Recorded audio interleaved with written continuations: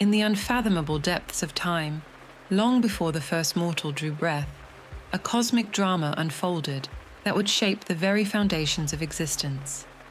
This was an age of titans and gods, of primordial forces locked in an epic struggle for supremacy. The stage was set for a conflict that would echo through eternity, a battle that would give birth to the world as we know it, and set in motion events that would reverberate through the ages. At the dawn of creation, the universe was a vast, chaotic expanse, formless and void. From this primordial soup emerged the first divine beings, Gaia, the fertile earth, and Uranos, the boundless sky. Their union was the catalyst for life itself, spawning the first generation of divine entities that would shape the cosmos. Gaia, the Earth Mother, was a being of immense power and complexity. Her body was the very ground beneath our feet, her breath the wind that swept across the plains, and her blood the rivers that carved through mountains. She was nurturing yet fierce, creative yet destructive, a force of nature personified. Uranos, the Sky Father, was equally majestic and terrifying. His vast expanse covered the world, and his moods manifested in the weather, from gentle breezes to raging storms. He was distant yet ever present, watching over all of creation with his myriad starry eyes. From their cosmic union came forth the Titans, beings of immense power and primal nature. These children of earth and sky were colossal in both size and influence, each embodying fundamental aspects of the universe.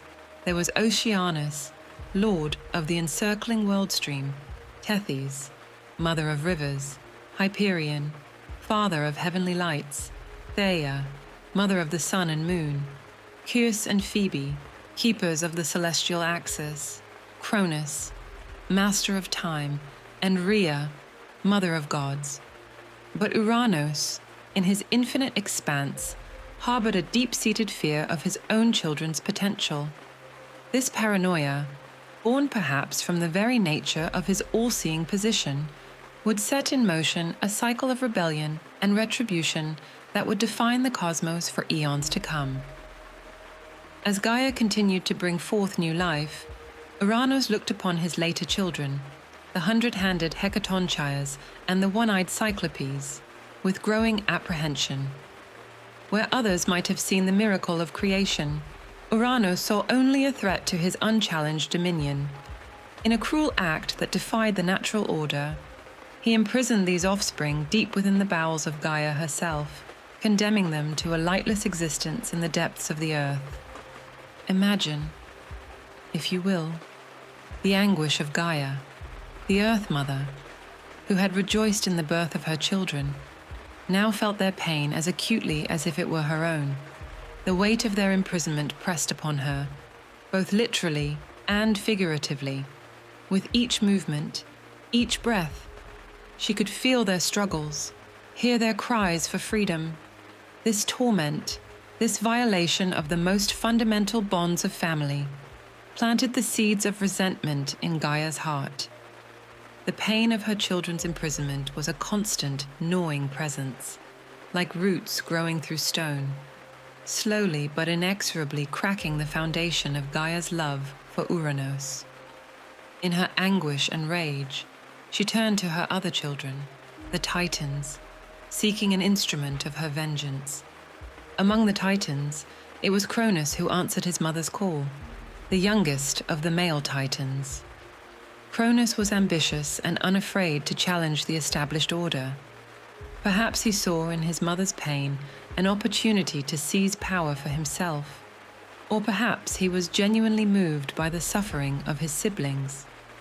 Whatever his motivations, Cronus stepped forward, ready to take action against his tyrannical father.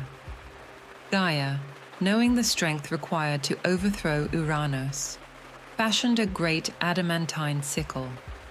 This was no ordinary tool, but a weapon of terrible power and purpose.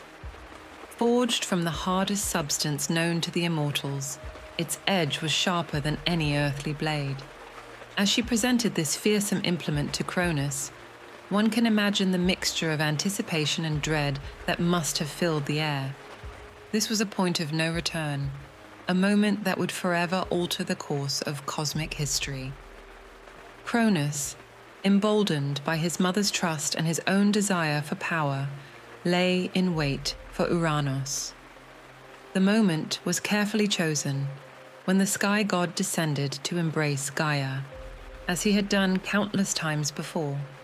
One can almost feel the tension, the rapid beating of Cronus's heart, as he watched and waited for the perfect moment to strike. When Uranos finally came down to join with Gaia, Cronus acted with swift and terrible purpose. With a single, powerful stroke, he used the adamantine sickle to castrate his father, severing Uranos' manhood and with it, his power over the cosmos.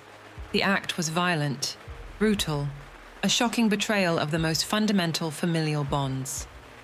The consequences of this violent act were immediate and far-reaching. Uranos, wounded and humiliated, retreated to the far reaches of the cosmos. His influence was diminished, but not entirely vanquished. As he withdrew, his final words echoed across creation, a chilling prophecy that would haunt Cronus throughout his reign.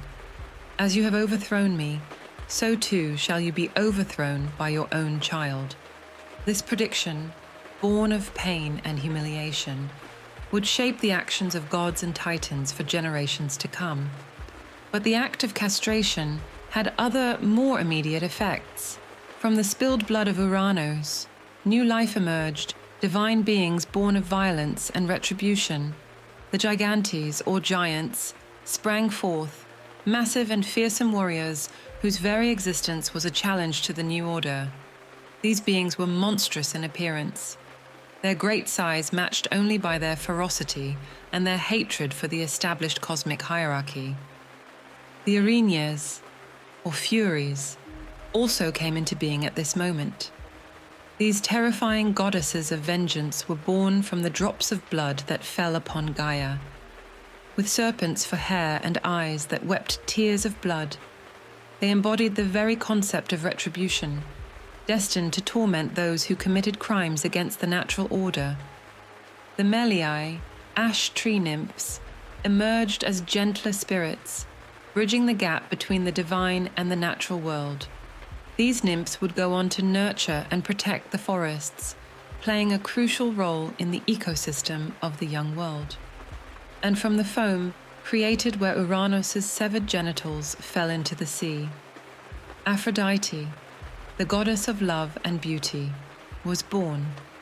Her emergence from the violent act that overthrew Uranos serves as a powerful reminder that even from the darkest moments, beauty and love can arise. With Uranos cast aside, Cronus assumed the mantle of supreme ruler. His first act was to free his siblings from their imprisonment, a gesture that seemed to herald a new era of justice and familial loyalty. The Hecatonchyres and Cyclopes emerged from their subterranean prison, blinking in the light of a world they had never known. One can only imagine the mix of joy and disorientation they must have felt, finally free after so long in darkness, yet thrust into a world utterly foreign to them. But power, once tasted, is not easily shared.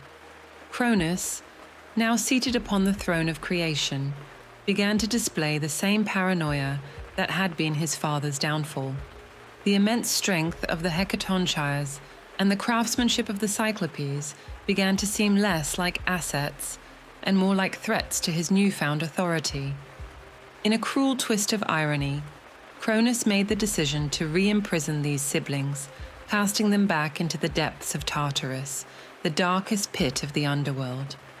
This act of betrayal must have been devastating for the Hecatonchyres and Cyclopes, to have tasted freedom only to have it snatched away once more.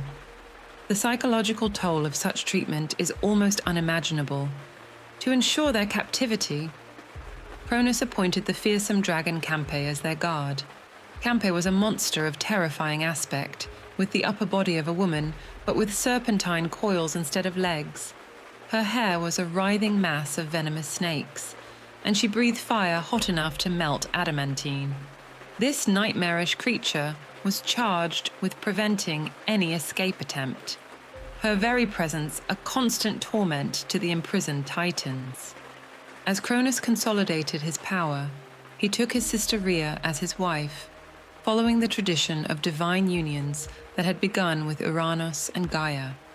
Together, they prepared to usher in a new generation of gods. But the words of Uranus weighed heavily upon Cronus, the prophecy of overthrow by his own offspring echoing in his mind with each passing day. This fear grew into an all-consuming obsession. As Rhea bore their first child, Cronus made a decision that would define his rule and set in motion events that would shape the future of the cosmos. Unable to bear the thought of being dethroned, he resorted to a horrific solution. He would swallow each of his children whole at the moment of their birth, imprisoning them within his own body where they could pose no threat to his rule. And so began a terrible cycle. One by one, the divine infants disappeared into the maw of their father. First Hestia, goddess of the hearth, her warmth and light extinguished before she could even draw her first breath. Then came Demeter, who would later become associated with agriculture and fertility, her potential to nurture life cut short by her father's fear. Hera, future queen of the gods, was next. Her regal bearing swallowed up in an instant.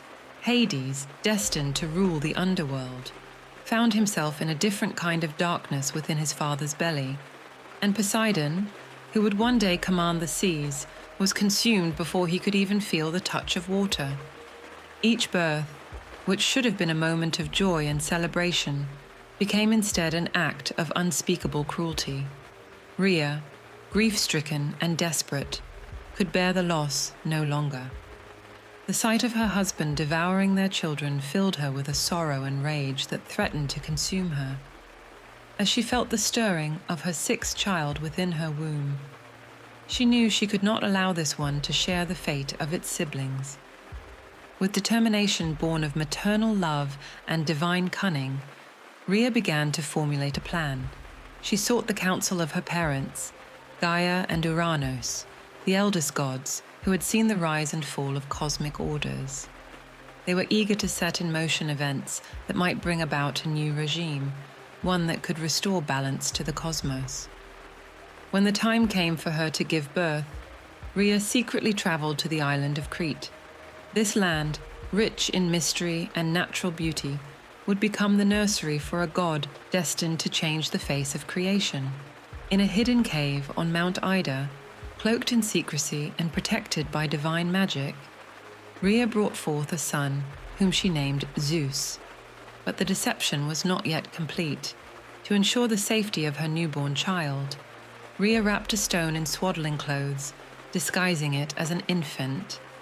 This decoy was presented to Cronus, who, blind in his paranoia, swallowed the stone without hesitation, believing he had once again thwarted the prophecy of his downfall.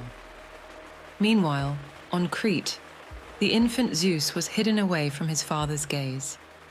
He was nursed by the goat nymph Amalthea, whose milk would imbue the young god with strength beyond measure. The Curetes, youthful warriors devoted to protecting the divine child, stood guard outside the cave. They would clash their weapons and shout, creating a cacophony that masked the cries of the infant god, ensuring that Cronus would never discover his whereabouts. As Zeus matured, he learned of his heritage and the fate of his siblings. The knowledge of his father's cruelty and the imprisonment of his brothers and sisters kindled within him a burning desire for justice and retribution.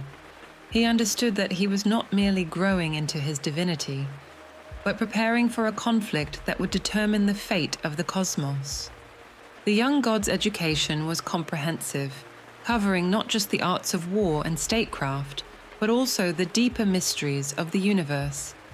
He learned of the prophecies that surrounded his birth, of the cyclical nature of power among the gods, and of the delicate balance that held the cosmos together. This knowledge, combined with his innate divine power, forged Zeus into a formidable being, one capable of challenging the might of the Titans. When Zeus reached adulthood, the time came to set in motion the plan that would overthrow Cronus and free his siblings. With cunning reminiscent of his grandmother Gaia, Zeus disguised himself as a cupbearer and returned to his father's court. The young god's appearance caused no stir among the Titans. They had no reason to suspect that this unassuming figure was the very child Cronus had sought to destroy. In this guise, Zeus served Cronus a specially prepared drink, a concoction of herbs and divine essences designed to induce violent regurgitation. The potion worked its magic, and Cronus, in a scene of cosmic retribution, began to disgorge the contents of his stomach.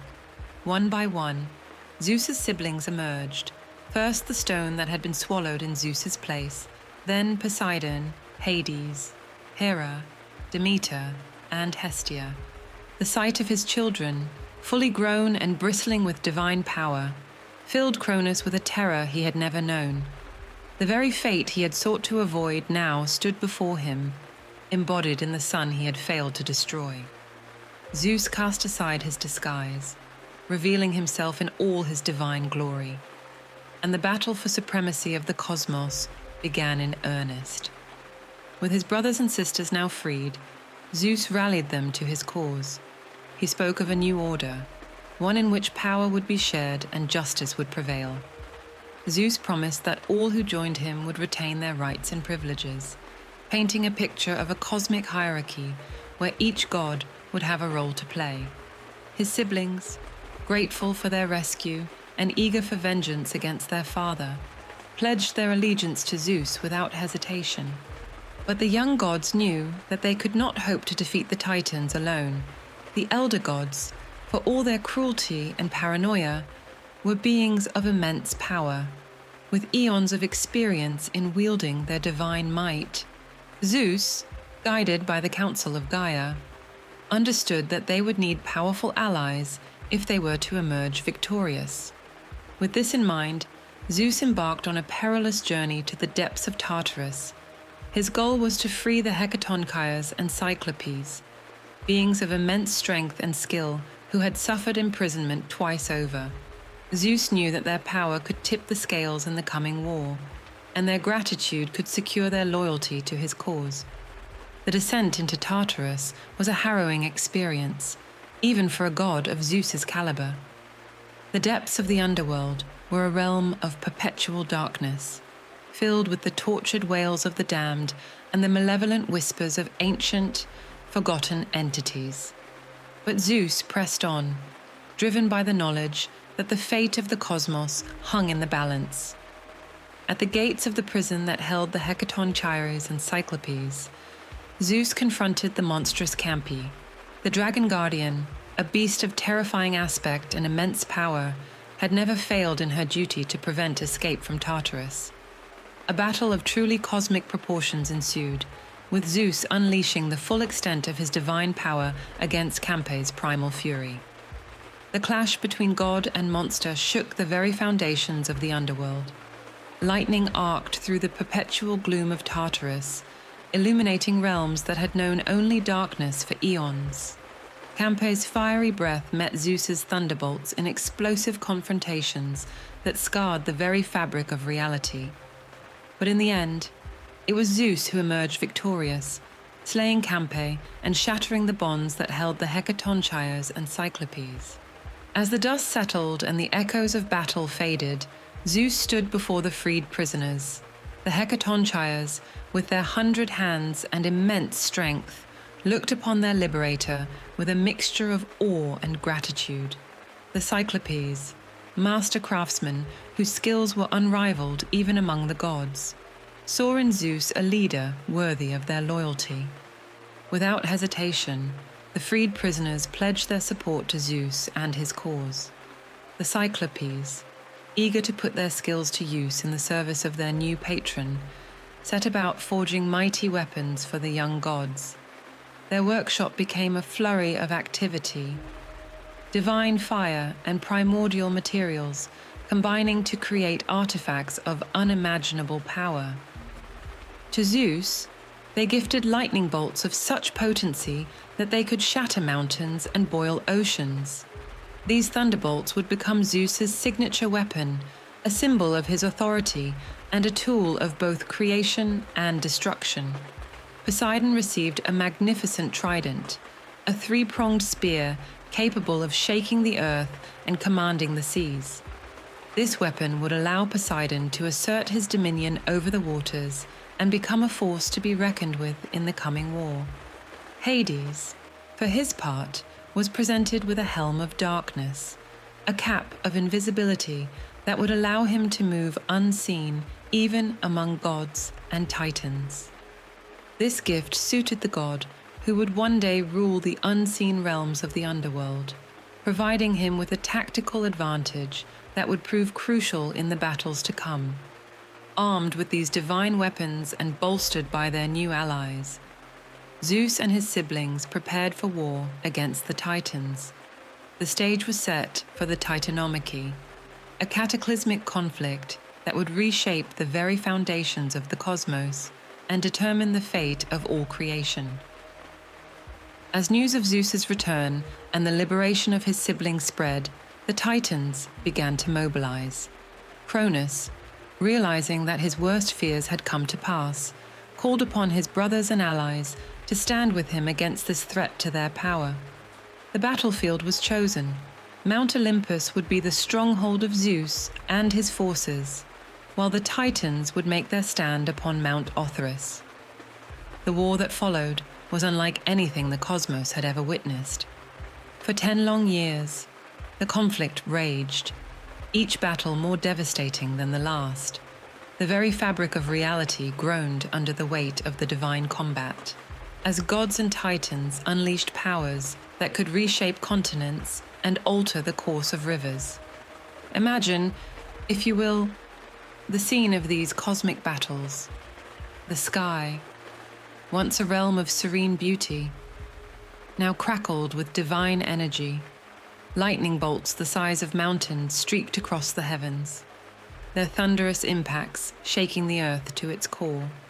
The seas, whipped into a frenzy by Poseidon's newfound power, rose in great walls of water that crashed against the shores, reshaping coastlines in an instant. Zeus proved to be a masterful strategist, coordinating the efforts of his siblings and allies with a skill that belied his relative youth. He used his control over the sky to great effect, calling down lightning strikes that could decimate entire Titan battalions. The air itself seemed to bend to his will, as storms of unimaginable power swept across the battlefield, buffeting the Titans and providing cover for the Olympians' advances. Poseidon's mastery over water and earth made him a terror on the battlefield, his trident splitting the ground and calling forth devastating tsunamis. Whole islands rose and sank at his command, the very geography of the world changing with each swing of his mighty weapon. The seas, once the domain of older water deities, now answered to Poseidon alone, their vast power amplifying his already formidable strength.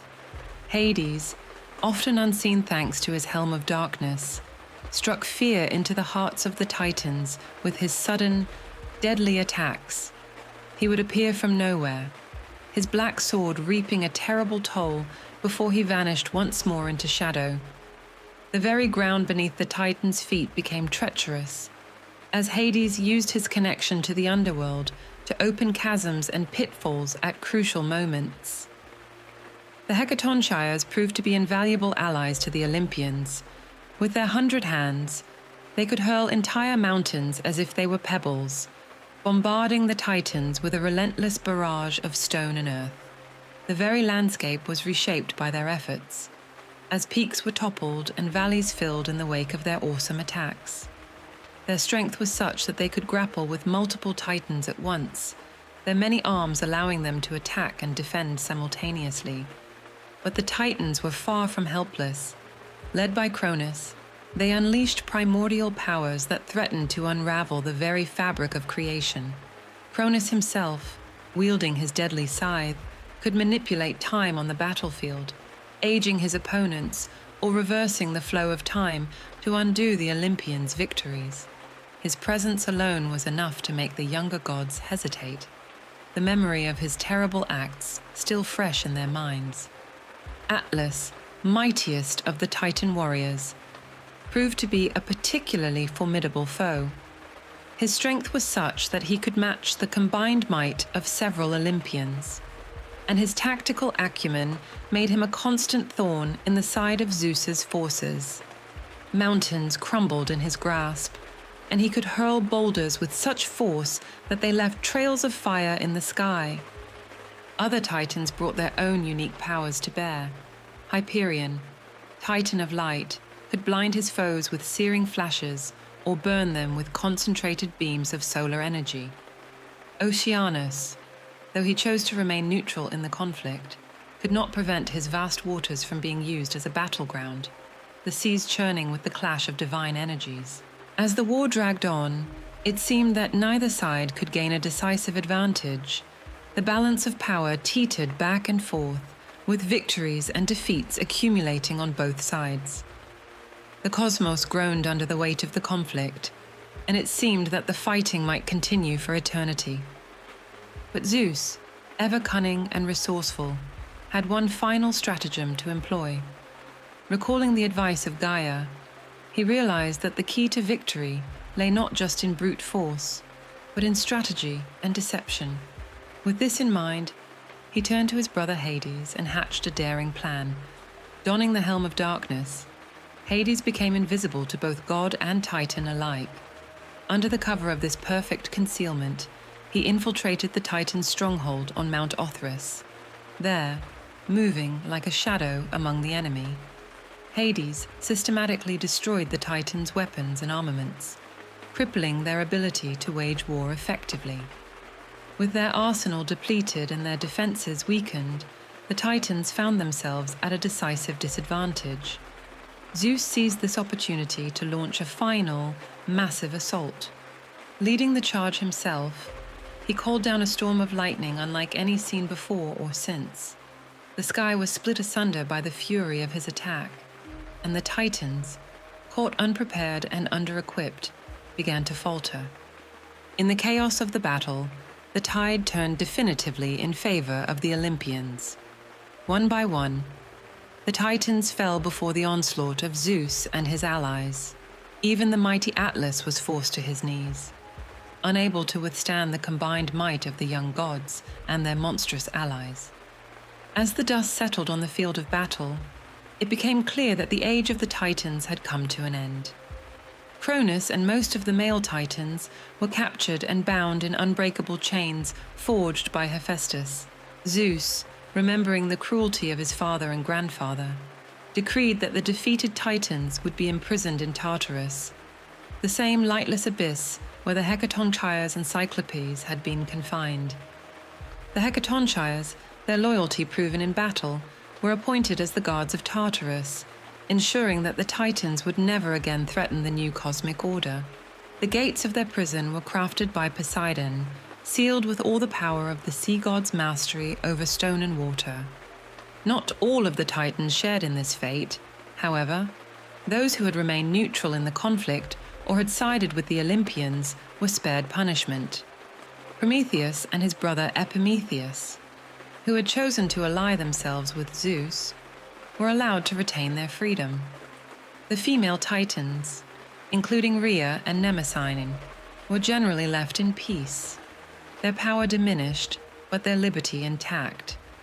Atlas, due to his prominent role in the war and his great strength, received a unique punishment. He was condemned to stand at the western edge of the world, bearing the weight of the heavens upon his shoulders for all eternity. This burden, meant to prevent sky and earth from resuming their primordial embrace, would become one of the most enduring images of Greek mythology. With victory secured, Zeus and his siblings set about establishing a new cosmic order. The universe was divided among the three brothers.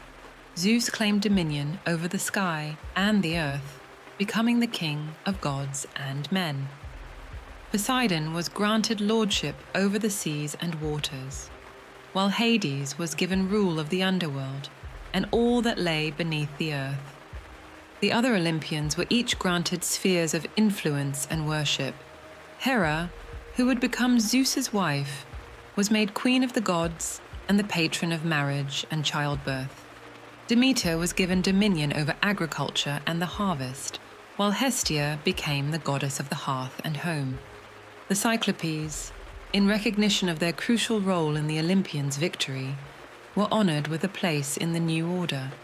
They became divine craftsmen, establishing their forges beneath volcanoes where they would continue to create wonders for the gods. Thus was established the reign of the Olympian gods, a new age of divine rule that would shape the course of Greek mythology for generations to come. But even as Zeus and his siblings reveled in their victory, new challenges were stirring on the horizon. The defeat of the Titans was not the end of strife in the divine realm, but merely the prelude to new conflicts that would test the mettle of the young gods. For Gaia, though she had supported Zeus in overthrowing Cronus, was not entirely satisfied with the new order. The imprisonment of the Titans, her children, in the depths of Tartarus, pained her deeply. This pain, combined with her inherent desire for chaos and change, would soon give birth to a new threat to the Olympian reign, the giants. Born from the blood of Uranos that had spilled upon the earth during his castration, the giants were fearsome creatures of immense strength and terrible aspect. Unlike the Titans, who had been born as fully formed divine beings, the giants were monstrous in appearance, their great size matched only by their ferocity and their hatred for the Olympian gods. As Gaia nurtured these new offspring, whispering to them of vengeance and power, the stage was set for the next great conflict in the divine realm, the Gigantomachy. The war between the giants and the Olympian gods was about to begin, promising a battle that would once again shake the foundations of the cosmos. The birth of the giants marked a new chapter in the ongoing struggle for cosmic supremacy.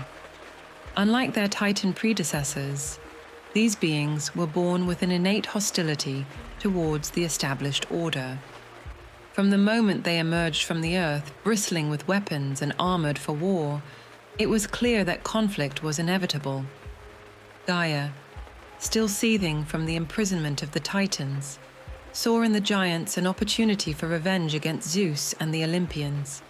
She nurtured their anger, stoking the fires of their resentment until it blazed like an inferno.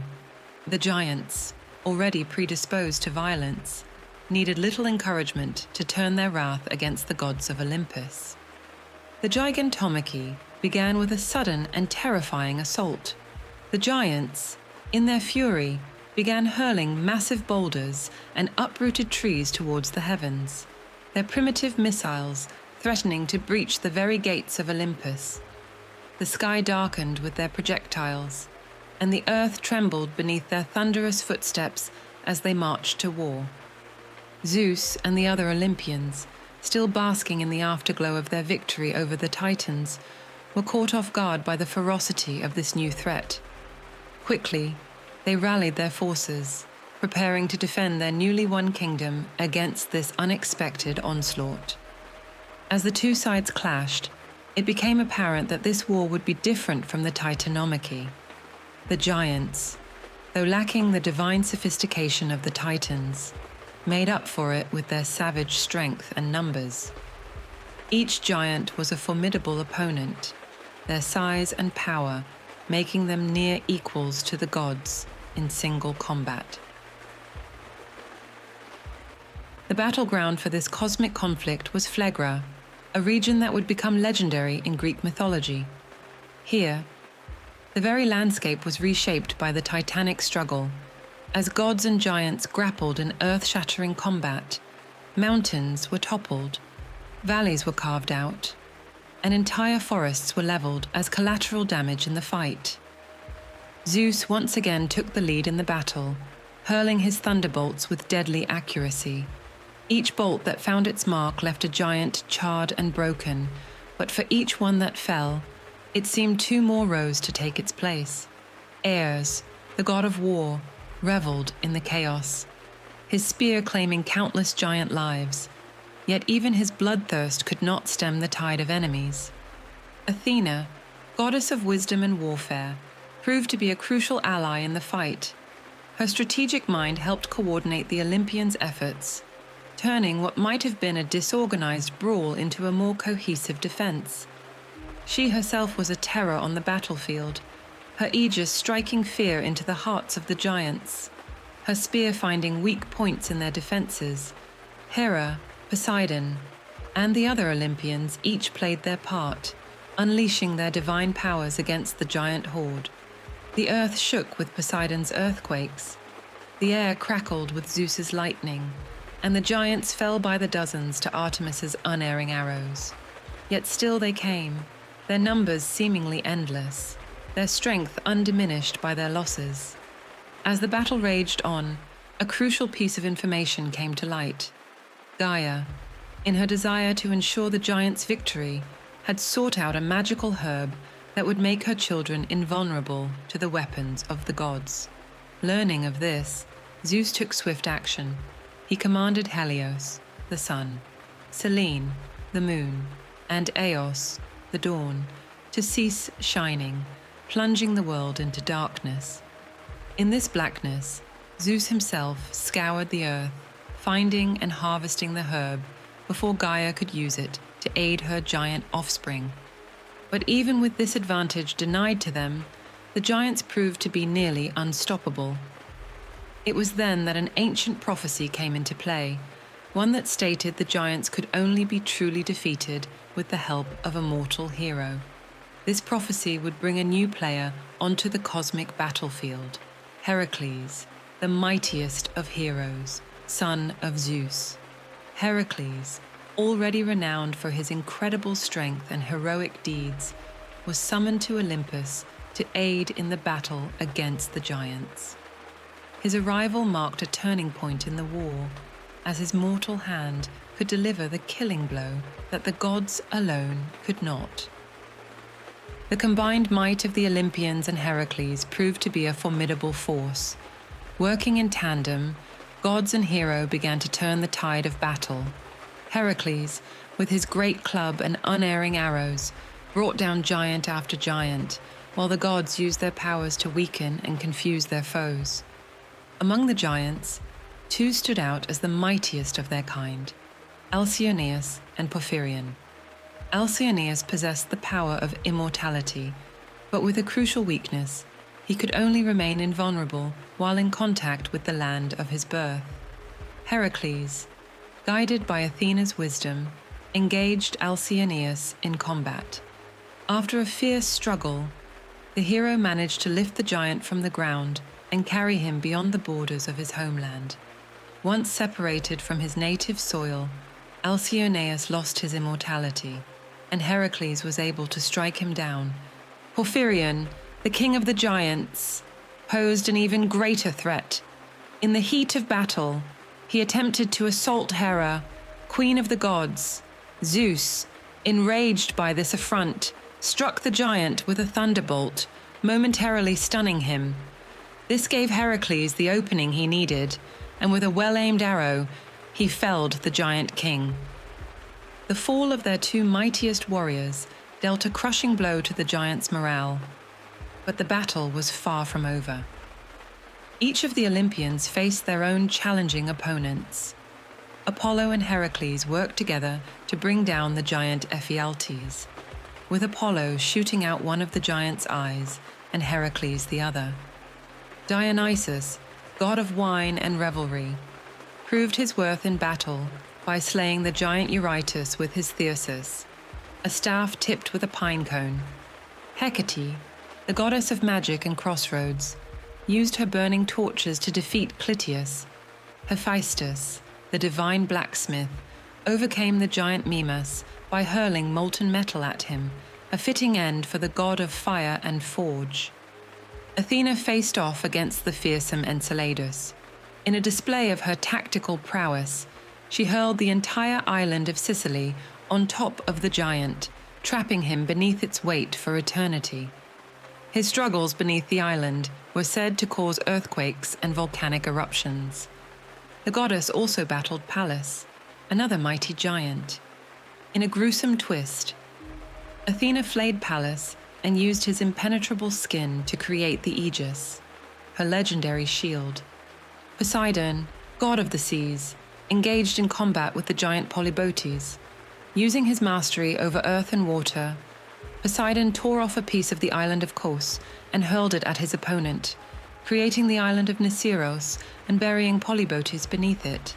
Hermes, the swift messenger of the gods, used his speed and cunning to overcome the giant Hippolytus, striking him down while wearing Hades's helm of invisibility. Artemis, the huntress goddess, brought down the giant Grecian with her precise archery. Even the Fates themselves joined in the battle, using their bronze clubs to slay the giants Agrius and Thoas. As the battle reached its climax, Zeus unleashed the full extent of his power. His thunderbolts rained down upon the remaining giants, each strike precise and devastating.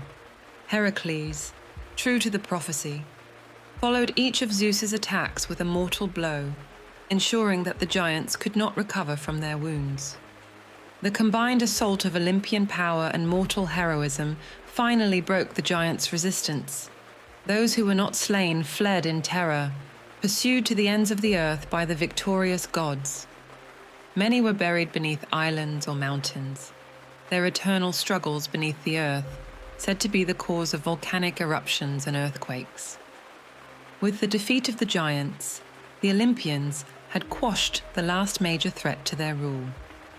The Gigantomachy served to cement their position as the undisputed masters of the cosmos, a vivid demonstration of their power and unity in the face of overwhelming odds. Yet even as the dust settled on this cosmic battlefield, the seeds of future conflicts were being sown. For among the Titans who had sided with Zeus in the earlier war was one whose actions would soon challenge the authority of the Olympians once again: Prometheus, the crafty and foresighted son of Iapetus. Prometheus, whose name means forethought, had proven to be a valuable ally to Zeus during the Titanomachy. His cunning and strategic mind had helped turn the tide in favor of the Olympians. In the aftermath of that great war, Prometheus and his brother Epimetheus, Afterthought, were tasked by Zeus with populating the earth with living creatures. Epimetheus eagerly took on this responsibility, bestowing upon each animal a unique gift: speed, strength, flight, or some other advantage. However, in his enthusiasm, Epimetheus used up all the gifts before he came to humans, leaving them naked and defenseless. Seeing the plight of these vulnerable creatures, Prometheus took it upon himself to champion their cause. He molded humans from clay, shaping them in the image of the gods themselves. Athena, impressed by his creation, breathed life into these clay figures, imbuing them with the spark of consciousness. But Prometheus was not content to leave humans in their primitive state, driven by a deep affection for his creations. He began to contemplate ways to elevate them, to give them the means to not just survive, but to thrive in the harsh world. It was this desire to aid humanity that would lead Prometheus to commit an act that would forever alter the relationship between gods and mortals, and bring upon himself the terrible wrath of Zeus. The opportunity for Prometheus to aid humanity came in the form of a pivotal event known as the Trick at Mecone. Zeus had decreed that mortals should offer sacrifices to the gods, and Prometheus was tasked with establishing the proper method for these offerings. Prometheus, ever cunning, saw in this task a chance to secure a better deal for his human creations. He prepared a sacrifice, slaughtering a great ox and dividing it into 2 portions. In one pile, he placed all the choice cuts of meat, the succulent flesh that would provide nourishment and pleasure. However, he cleverly disguised this bounty beneath the animal's stomach and unsightly entrails. In the other pile, Prometheus arranged the bones and gristle, the inedible, worthless parts of the animal. These he covered with a layer of glistening fat, creating an enticing appearance that belied the meager offerings beneath. When Zeus arrived to choose which portion would belong to the gods, leaving the other for humans, Prometheus presented him with the two piles. The king of the gods, confident in his ability to discern true value, was nevertheless deceived by the Titan's clever ruse. Drawn by the appetizing look of the fat-covered bones, Zeus selected this pile as the god's portion. Only when Zeus uncovered his chosen portion did he realize the extent of Prometheus's deception. The king of gods had been tricked, left with the least desirable parts of the sacrifice, while humans retained the nourishing meat for themselves. Zeus's reaction to this trickery was swift and severe. Enraged at being outwitted, he declared that humans would be denied the use of fire. "Let them eat their meat raw," he thundered, "and shiver in the cold darkness. Perhaps then they will learn to respect the power of the gods." This punishment was a terrible blow to humanity. Without fire, humans were left vulnerable to the elements, unable to cook their food or craft tools. They huddled in caves, their potential for advancement seemingly stifled by Zeus's decree. Prometheus, witnessing the suffering of his beloved creations, could not stand idly by. He knew that fire was the key to human progress, the tool that would allow them to rise above their primitive state and challenge the very beasts that preyed upon them. With characteristic determination and cunning, he resolved to steal fire from the gods and deliver it to humanity, regardless of the consequences to himself. Under the cover of night, Prometheus enacted his daring plan. He ascended to Mount Olympus, his heart pounding with a mixture of fear and determination. His destination was the workshop of Hephaestus, the divine blacksmith and god of fire. The forge of Hephaestus was a wonder to behold, filled with incredible creations and tools of immense power. In one corner lay the arrows of Artemis, their points gleaming with deadly precision. On a nearby bench, a pile of Zeus's thunderbolts awaited completion, each one crackling with barely contained energy. Prometheus crept forward, his eyes fixed on the heart of the workshop, the great anvil and the ever-burning hearth. With trembling hands, he reached out and captured a single spark of the divine fire within a hollow fennel stalk he had prepared for this purpose. His precious cargo secured, Prometheus made his escape from Olympus, his heart racing with the magnitude of his theft. He descended to the mortal realm, where he presented the gift of fire to humanity with a mixture of pride and trepidation, knowing full well the repercussions his actions would bring. Prometheus did not simply hand over the fire and leave humanity to fend for itself.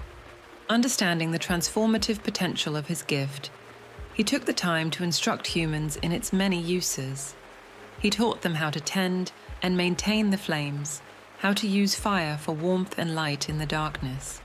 He showed them the art of cooking, transforming raw ingredients into nourishing meals. But beyond these basic applications, Prometheus recognized that fire was the key to unlocking humanity's true potential. Drawing upon the knowledge he had gained from Athena, he began to instruct humans in a wide array of skills and disciplines. He taught them mathematics and architecture, enabling them to build stronger, more complex structures. He shared the secrets of astronomy and navigation, allowing them to explore the world around them with greater confidence and purpose. The art of metalworking, unlocked by the intense heat of fire, opened up new realms of possibility. Humans learned to forge tools and weapons, to shape raw materials into objects of both utility and beauty. Prometheus taught them the fundamentals of writing, giving them the means to record their knowledge and preserve their history for future generations. He introduced them to medicine, showing them how to use herbs and poultices to heal their sick and wounded. As humans embraced these new skills and technologies, their societies began to flourish. They built towns and cities, developed complex social structures, and began to harness the natural world in ways that would have been unimaginable before Prometheus's intervention. However, this rapid advancement and newfound power did not come without a cost. With the ability to create came the capacity for destruction. Humans forged weapons and waged wars among themselves. They chopped down forests to build their homes and sailed across vast oceans, spreading to every corner of the world. Some humans rose to become kings, while others found themselves trapped in slavery. The flames that Prometheus had stolen became responsible for both the rise of great civilizations and the conflicts that threatened to tear them apart. As humanity embraced its new capabilities, some individuals grew so powerful and ambitious that they began to question the very authority of Zeus and the gods on Mount Olympus. A few even dared to think of themselves as gods in their own right. Meanwhile, on Mount Olympus, Zeus observed these developments with growing anger. Not only had Prometheus stolen from the gods, but he had also potentially destroyed the subservience of humans that Zeus had sought to establish. The king of gods realized that while most mortals might still worship the Olympians, there would always be those who would scheme and challenge divine authority, much as Prometheus himself had done. Zeus's vengeance, when it came, was as swift as it was cruel. He ordered the capture of Prometheus, determined to make an example of the Titan who had dared to defy him. Hephaestus, the very god from whose workshop Prometheus had stolen the fire, was commanded to fashion unbreakable chains. With a heavy heart, for he respected Prometheus's clever mind, Hephaestus forged adamantine bonds that no force could break. Zeus then had Prometheus taken to the remote reaches of the world, to a desolate peak in the Caucasus Mountains. There, Prometheus was bound to the rocky cliff face, exposed to the elements and unable to move. But physical restraint was not enough to satisfy Zeus's desire for retribution. The king of gods devised a torment that would last for eternity. Zeus sent an eagle, a massive bird of prey, to visit Prometheus each day. The eagle's task was to tear at Prometheus's liver, feeding upon the organ as the Titan watched in agony. But due to Prometheus's immortal nature, his liver would regenerate each night, only to be consumed again the following day. This cycle of torture was designed to continue for all eternity, a constant reminder of the price of defying Zeus's will. Yet even in the face of this unending agony, Prometheus remained defiant. He refused to beg for mercy or express regret for his actions on behalf of humanity.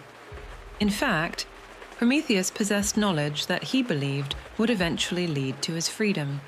He had foreseen a prophecy that spoke of a potential threat to Zeus's rule. According to this vision, Thetis, a sea nymph, was destined to bear a son who would become greater than his father. If Zeus were to father this child, it could lead to his own downfall, just as he had overthrown his father, Cronus. Prometheus kept this information secret, knowing that it was his only leverage against the king of gods. He believed that eventually, Zeus would be forced to bargain for this knowledge, potentially leading to his release. As Prometheus endured his punishment, humanity continued to evolve and develop, using the gifts he had provided. The Titan's suffering became a symbol of the price of progress and the conflict between authority and innovation. Centuries passed, and Prometheus's name became legend among mortals. Some revered him as a great benefactor, while others saw him as a cautionary tale about the dangers of hubris and defiance against the gods. His story was told and retold, each generation finding new meaning in the tale of the Titan who had dared to steal fire for the benefit of mankind. Meanwhile, in the mortal realm, the repercussions of Prometheus's actions continued to unfold. Humanity, armed with the gift of fire and the knowledge imparted by the Titan, made great strides in technology and civilization. They built sprawling cities, developed complex systems of writing and mathematics, and began to unlock the secrets of the natural world. However, This progress was not without its dark side. As humans grew more powerful and ambitious, they also became more prone to conflict and destruction. Wars broke out over resources and territory, and the weapons forged in Prometheus's fire grew ever more deadly. The gods watched these developments with mixed emotions.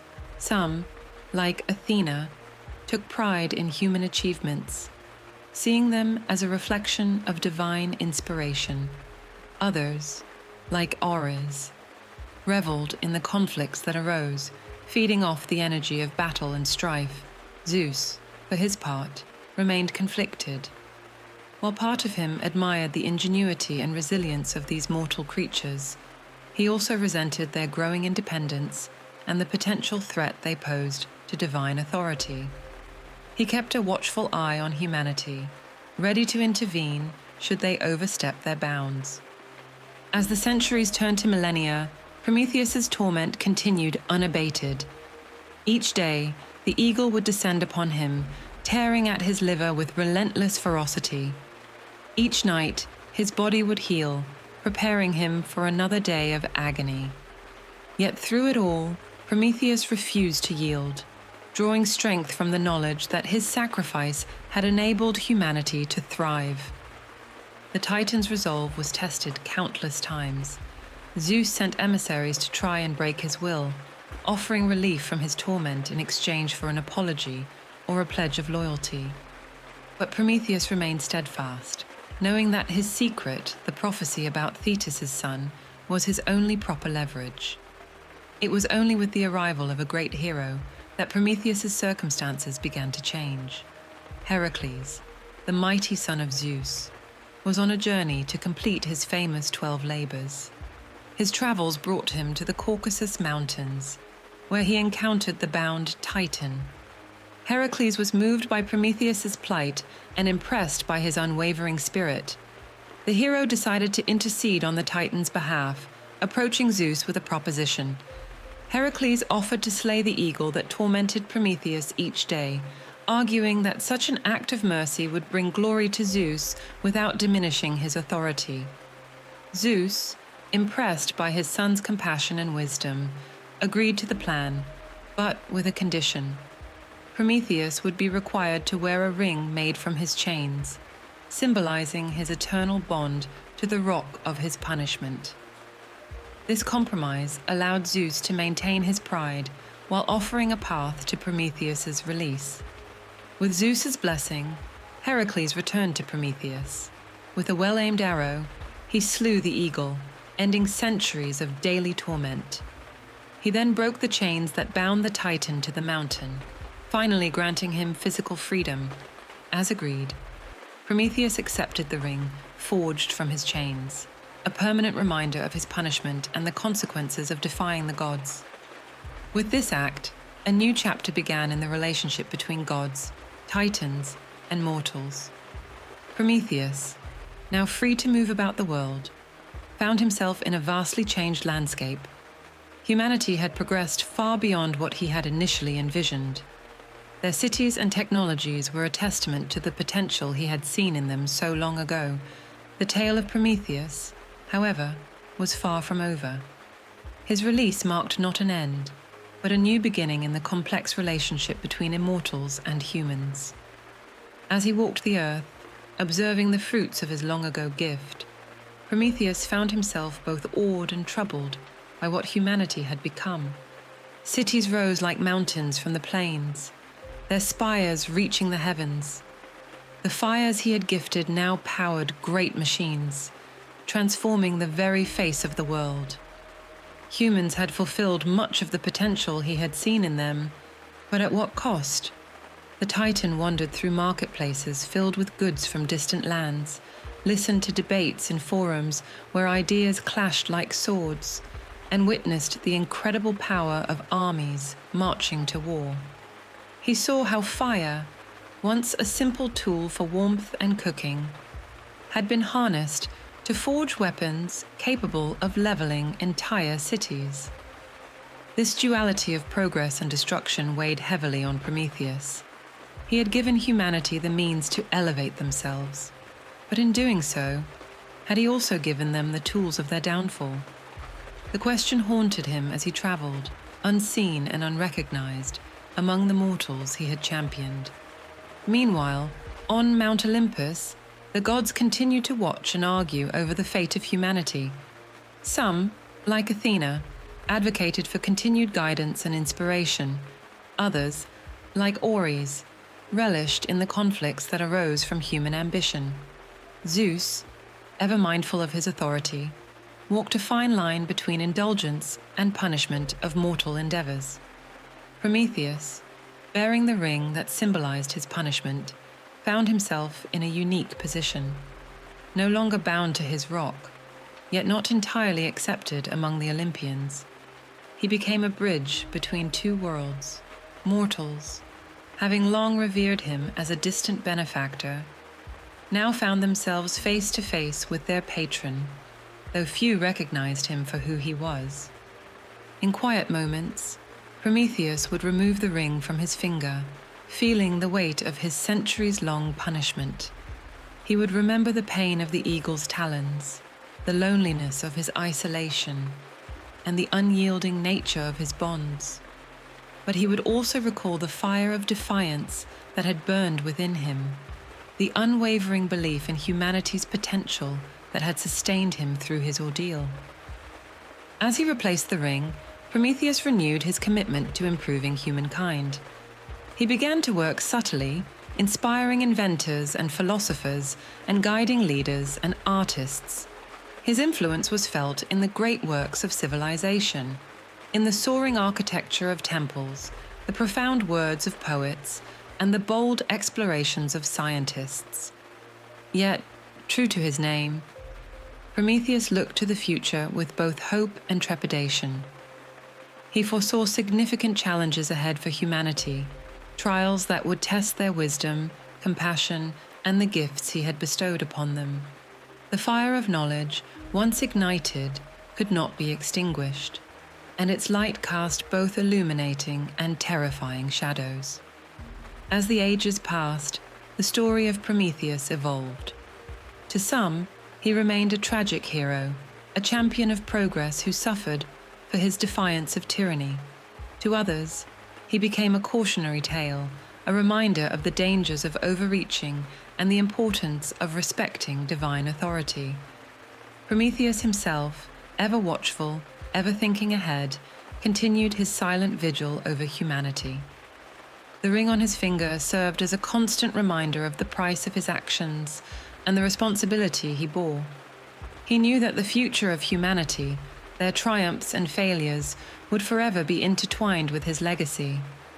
And so, the Titan, who had once stolen fire from the gods, now watched as humanity became a force of nature, capable of both wondrous creation and terrible destruction.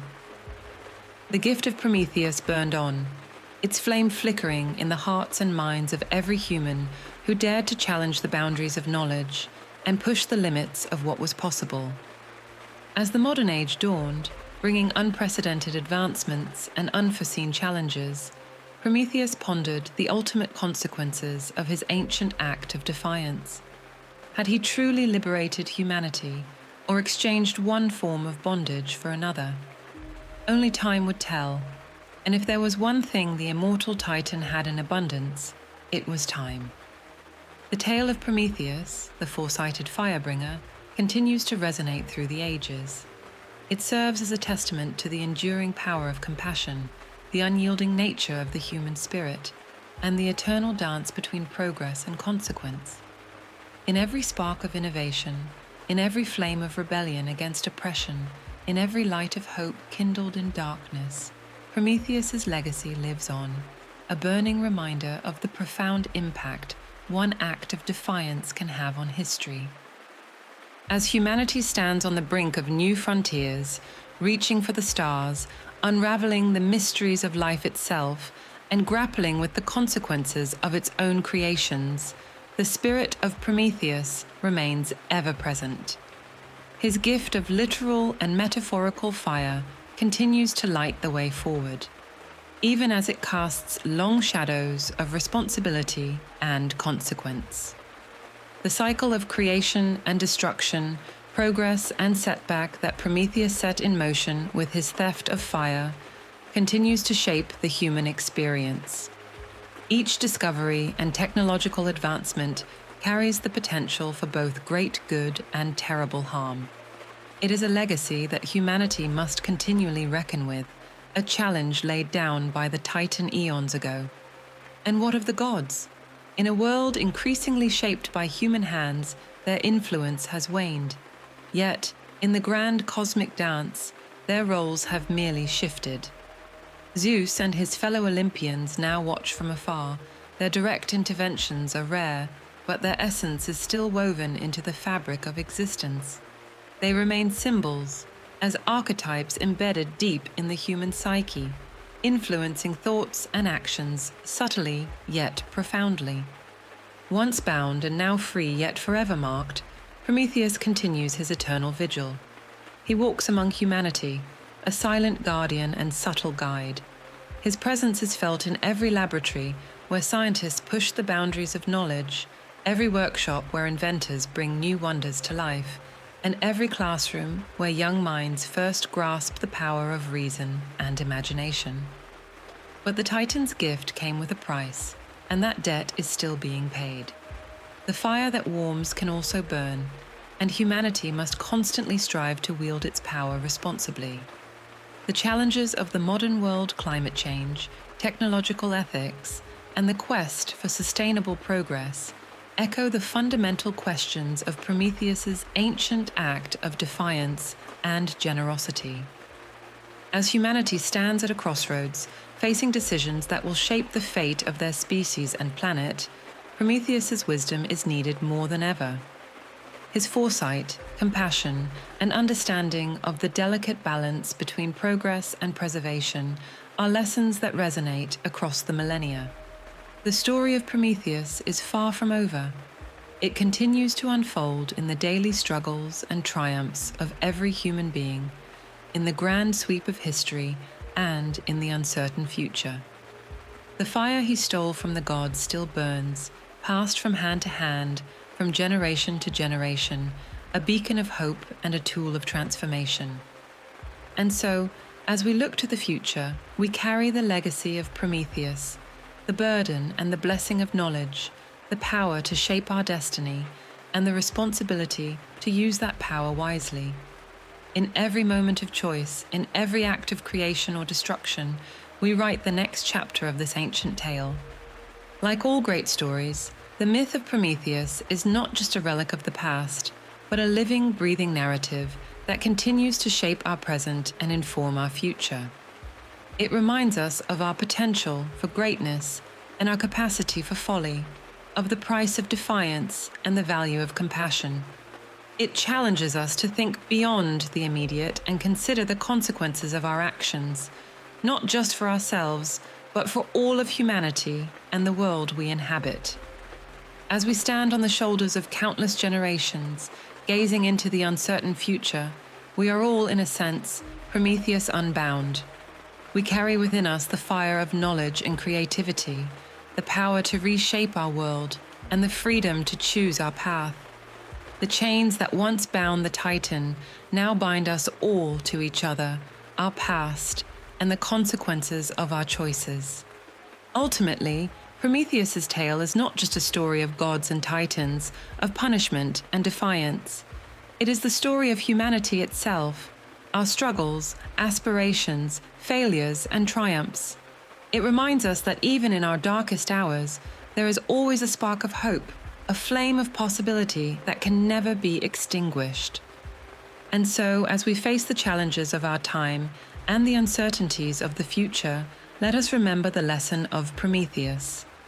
Let us wield the fire of knowledge with wisdom and compassion. Let us dare to challenge the limits of what is possible, and let us strive always to use our gifts for the betterment of all. In doing so, we honor not just the memory of a mythical titan, but also the very essence of what it means to be human.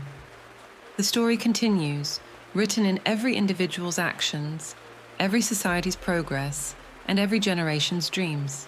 As long as there are minds to think, hearts to feel, and hands to shape the world, the fire of Prometheus will continue to burn bright, lighting the way toward a future limited only by the bounds of our imagination and the depth of our courage.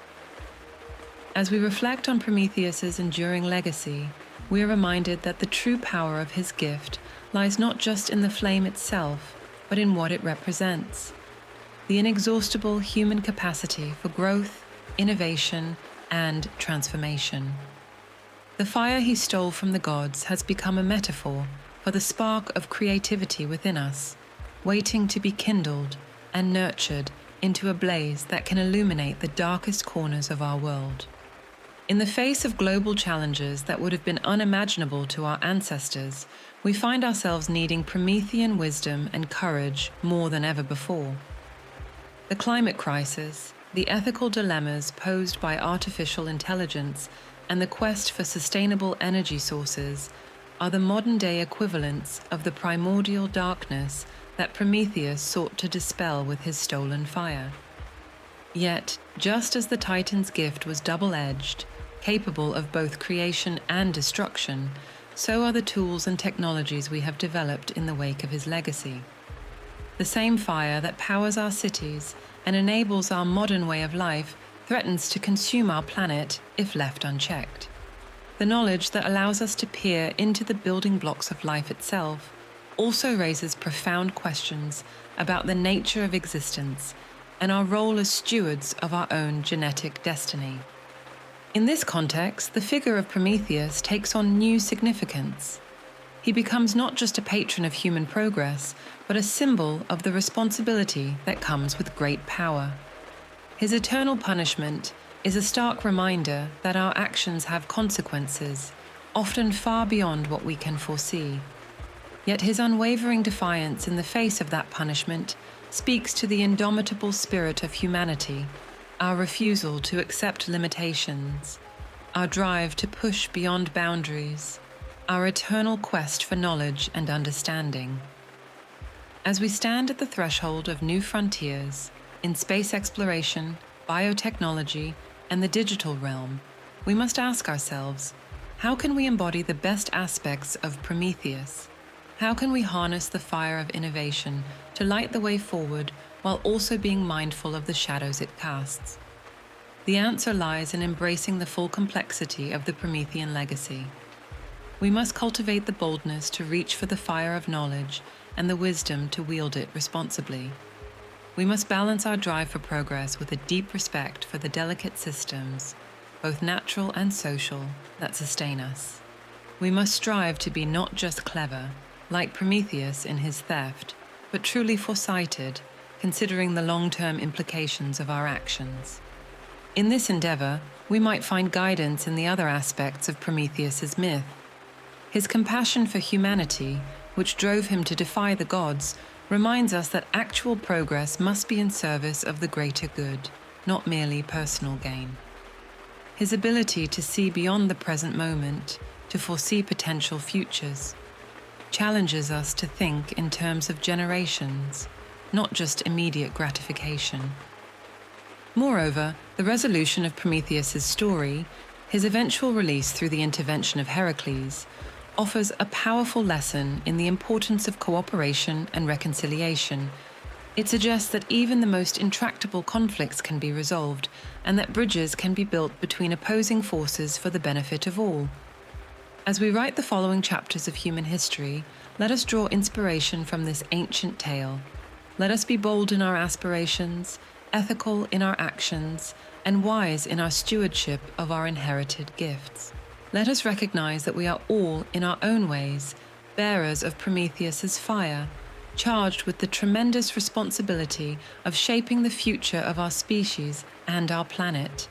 Let the spirit of Prometheus guide us in our laboratories and workshops, classrooms and boardrooms, art studios and public squares. Let it remind us that the most significant challenges are the most remarkable growth and transformation opportunities. Let it inspire us to reach beyond what we thought possible, to question, to explore, and to create. As we do so, let us remember the price Prometheus paid for his gift to humanity.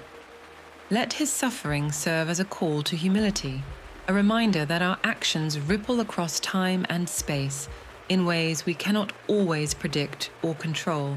Let it instill in us a reverence for our power and commitment to use it wisely and judiciously.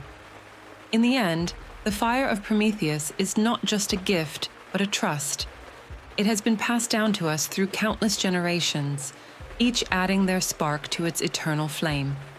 Now, it falls to us to tend that fire, fuel it with our dreams and aspirations, and use its light to guide us toward a better future. As we face tomorrow's unknown challenges, let us take comfort in the knowledge that we carry within us the same spark that has illuminated the path of human progress for millennia. Let us be worthy stewards of this sacred flame, using it to cast light into the darkness, warm the hearts of our fellow beings, and forge a world that honors the best of what it means to be human. In every act of creation, moment of discovery, and gesture of compassion and courage, we keep the spirit of Prometheus alive. We affirm that the fire he stole from the gods was not stolen in vain, that it continues to burn bright in the heart of humanity, a testament to our enduring resilience, boundless creativity, and unquenchable thirst for knowledge and understanding. And so, as we stand on the brink of a thrilling and uncertain future, let us embrace our role as the inheritors of Prometheus's legacy. Let us be bold in our vision, ethical in our actions, and unwavering in our commitment to the betterment of all. In doing so, we honor not just the memory of a mythical titan, but also the very essence of what it means to be human creators, dreamers, and seekers of truth and light. The story of Prometheus, like the fire he gifted to humanity, will continue to burn bright as long as there are hearts to feel, minds to think, and hands to shape the world. It is a story that belongs to all of us, a reminder of our shared heritage, responsibility, and potential to create a future worthy of the sacrifices of those who came before us. As we move forward into the uncharted territories of tomorrow, may we carry the flame of Prometheus with pride and purpose, lighting the way not just for ourselves, but for all who will come after us. In this way, we ensure that the gift of fire, the gift of knowledge, of progress, of hope, continues to illuminate the path of human endeavor for generations to come.